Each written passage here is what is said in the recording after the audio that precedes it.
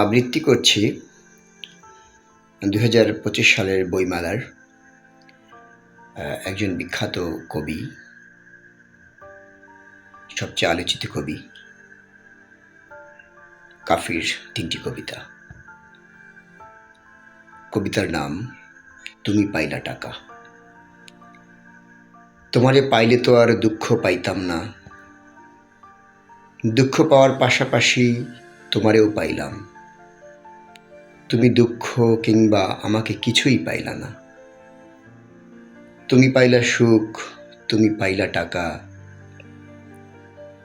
আমার দেহের ঘর তো এখন ফাঁকা।